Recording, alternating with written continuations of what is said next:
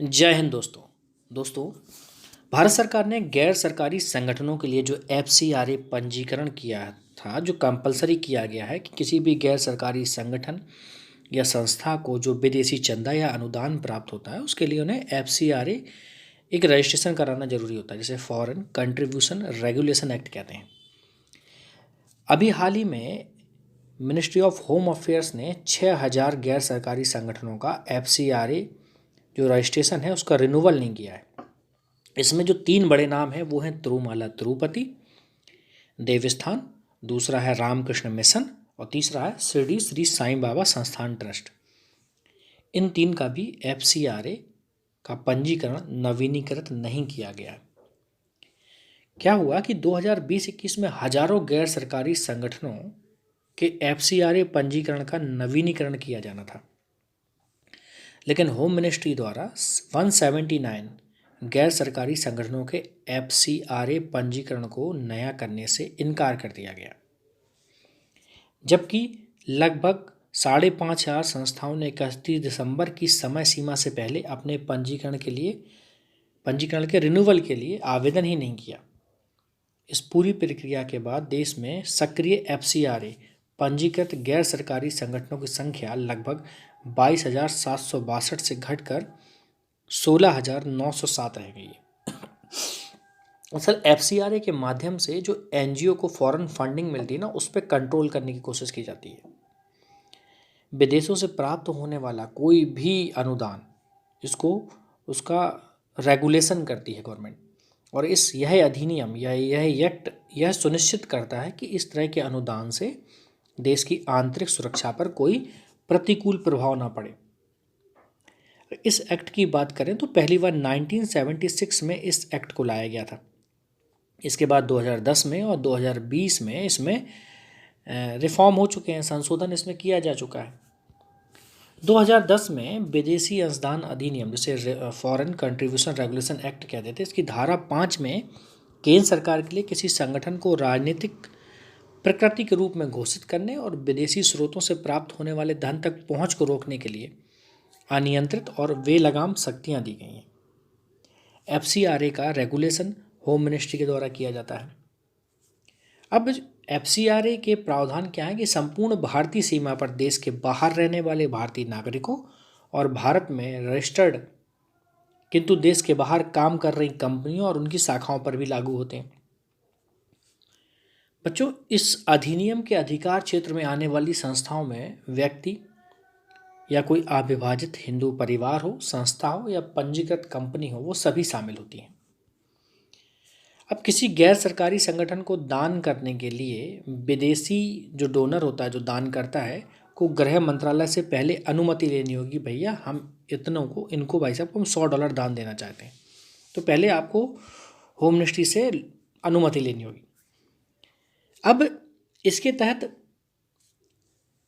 जो पंजीकृत गैर सरकारी संगठन हैं, जिसे एनजीओ कहते हैं, उनके लिए भारतीय स्टेट बैंक की नई दिल्ली शाखा में एक एफसीआरए खाता खोलना जरूरी किया गया है, और वो नई दिल्ली में ही खोलना पड़ेगा। कोई भी एनजीओ केवल इस खाते में ही विदेशी अनुदान स्वीकार कर सकेंगे। इस प्रोविजन के खिलाफ कई याचिकाकर्ताओं ने तर्क दिया कि यह नियम ग्रामीण भारत में और राजधानी से दूर काम कर रहे गैर सरकारी संगठनों के लिए काफ़ी भारी भरकम और थकाऊ होगा। अब जो एफसीआरए है, इसके तहत जो फॉरेन कंट्रीब्यूशन में किसी विदेशी स्रोत द्वारा व्यक्तिगत उपयोग के लिए उपहार के रूप में दी जाने वाली वस्तुओं को छोड़कर किए जाने वाले किसी भी वस्तु का, चाहे दान हो चाहे हम उसको सौंप रहे हों, को शामिल किया गया है। इस प्रकार से दान की जाने वाली वस्तु का भारतीय बाजार में मूल्य देखेंगे और अनुदान के समय पर केंद्र सरकार द्वारा उसकी एक कीमत निर्धारित की जानी चाहिए। इस कीमत से ज़्यादा राशि का नहीं दान मिलना चाहिए। अब इसके कई सारे अपवाद हैं कि किसी भी मुद्रा या प्रतिभूति को इसमें शामिल किया जा सकता है। हालांकि किसी भी व्यक्ति द्वारा भारत की सीमा में या इसके बाहर अपने व्यवसाय, कारोबार या वाणिज्य की समान गतिविधियों के तहत मिलने वाली वस्तुओं और सेवाओं के बदले प्राप्त किसी भी धनराशि को एफसीआरए में शामिल नहीं किया गया है, सिर्फ एनजीओ के लिए किया गया है। फिलहाल आप ध्यान रखिएगा। और इसी एक्ट के तहत एनआरआई के द्वारा किए गए दान को भी विदेशी अंशदान नहीं माना जाता है। हालांकि विदेशी नागरिकता हासिल कर चुके भारतीय मूल के किसी व्यक्ति द्वारा किए जाने वाले अनुदान को विदेशी अंशदान के रूप में माना जाएगा, तो वो विदेशी अंशदान होगा। विदेशी अनुदान अनुदान कौन कौन ग्रहण नहीं कर सकता? कहीं चुनाव में कोई उम्मीदवार होगा तो वो ग्रहण नहीं कर सकता। किसी भी विधायिका के सदस्य, चाहे वो सांसद हों या फिर विधायक हों राज्यों के, वो नहीं ले सकते विदेशी अनुदान।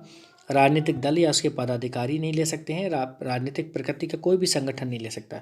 किसी भी समाचार पत्र के संवाददाता, कार्टूनिस्ट, संपादक, प्रिंटर, प्रकाशक, ये भी इसकी कैटेगरी में आएंगे कि ये भी वो अंशदान स्वीकार नहीं करेंगे। इसके अलावा सरकारी जज, सरकारी कर्मचारी, सरकारी स्वामित्व वाला कोई भी कॉरपोरेशन है, कोई निगम है, कोई कंपनी का कोई ऑफिसर है, वो नहीं लेगा। इलेक्ट्रॉनिक माध्यम से audio news, audio visual news या करंट अफेयर्स प्रोग्राम के उत्पादन या प्रसारण में संलग्न एसोसिएशन अथवा कंपनी भी इसके लिए पात्र नहीं मानी जाएगी। केंद्र सरकार द्वारा विशेष रूप से निषिद्ध कोई अन्य व्यक्ति या संगठन भी इसको नहीं लेगा। तो विदेशी अंशदान अधिनियम के प्रमुख प्रोविज़न पे हमने बात की। ऐसे कानून की आवश्यकता पर चर्चा अगर करनी हो तो बताइएगा। सरकार का क्या उद्देश्य है? सरकार का उद्देश्य है कि इस प्रकार की फंडिंग की निगरानी करना और इसका कहीं देश के खिलाफ तो इस्तेमाल नहीं हो रहा, यही इसका सबसे बड़ा इम्पोर्टेंट है ना। तो वो भी है, लेकिन इसके थोड़े से देखा जाए तो इस कानून के कई सारे लॉज भी हैं कि अब कोई व्यक्ति जो रियल में भारत में डोनेट करना चाहता है उसे भी पहले होम मिनिस्ट्री से परमिशन लेनी होगी। तो यहाँ पर भी काफ़ी मतलब थोड़ी सी कानूनी प्रोसेस थोड़ा सा बड़ा हो गया, कागजी प्रक्रियाएं बढ़ गई हैं।